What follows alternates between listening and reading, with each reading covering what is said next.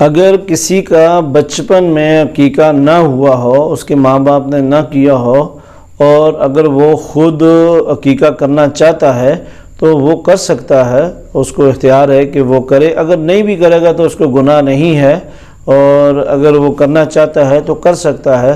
तो इंशाअल्लाह अल्लाह के घर से पूरी उम्मीद है कि इंशाअल्लाह उसको अकीके का पूरा स्वाब मिलेगा।